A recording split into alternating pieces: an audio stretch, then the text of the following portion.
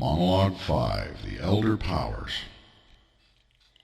Before the arrival of the alien ghosts, an invading horde of wandering, life-hungry entities from a distant, dead planet, there were other entities that were invisibly in residence.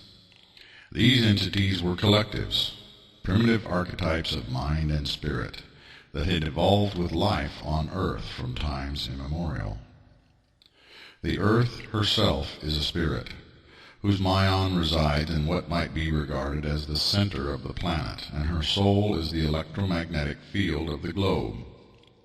Other undeveloped spirits, myons, were drawn to her and became the life forms of the Earth. Every birth, life, and death, all the experiences of every living creature, flowed into a common reservoir of consciousness, metaphorically, and individual entities began to form in the electromagnetic fields of the Earth, emerging from commonality and like patterns of behavior and perception. These might be called the Titans, who were connected and originally linked to the life forms within particular functions of the Earth itself. As life evolved and consciousness expanded, as sentient creatures arose, so the native elemental spirits became self-aware, as multitudes of minds and memories coalescing into unified beings. The mythology of numerous ancient cultures refer to these primordial entities, which were later demonized by the invading minds or intelligences. The Elder Ones were primitive, basic, and unaware of the greater cosmos around them. The nocturnal and predatory collectives occupied the lower elemental astral levels that correspond to the subterranean depths of the planet.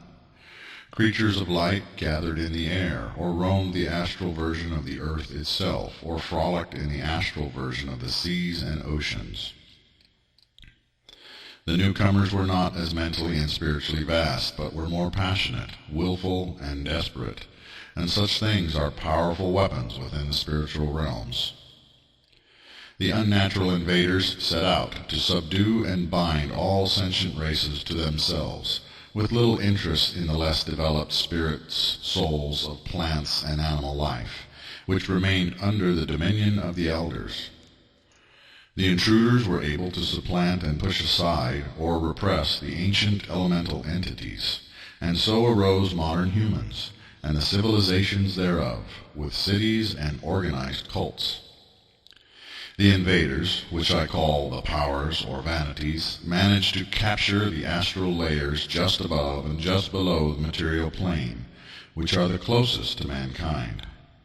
Different realms began to form within the astral layers, as different collectives formed both within the ranks of the invaders and within the ranks of the elder powers.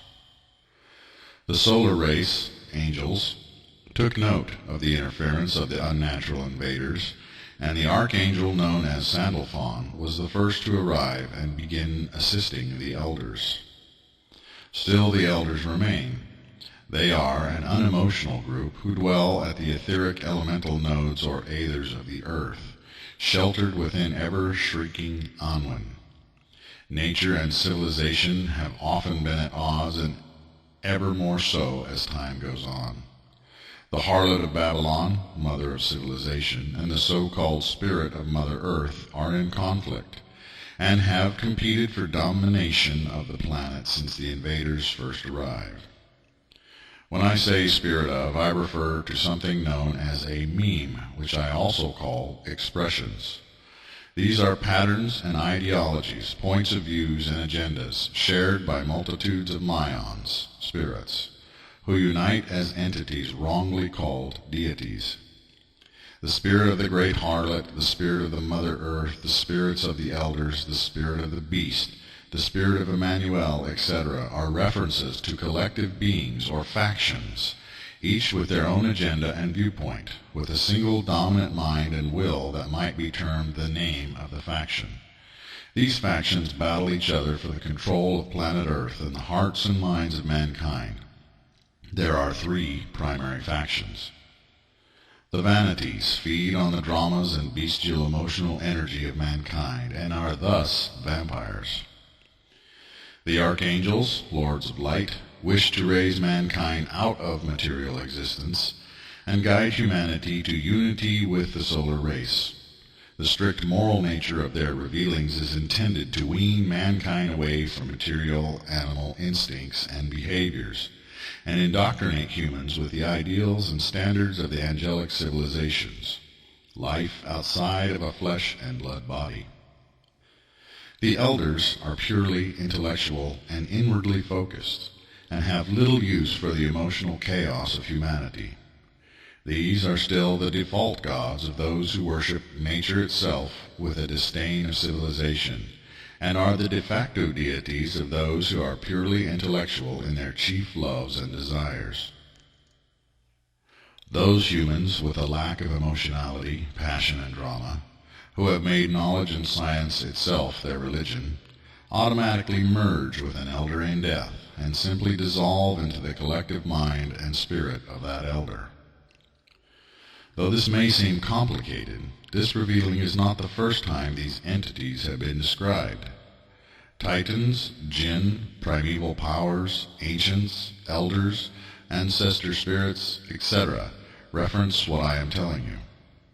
Although you must understand that most mythological stories about the old ones were inspired by the invading vanities who wished to demonize and push aside the original unseen rulers of the earth. Moreover, my own message to mankind is intended to raise humans beyond all powers, princes, authorities, and dominions, and lead you directly to the one and trans-universal Creator. Indeed, I would that the entire planet be raised to a new level in the process, and am willing to settle for raising mankind into angelic existence.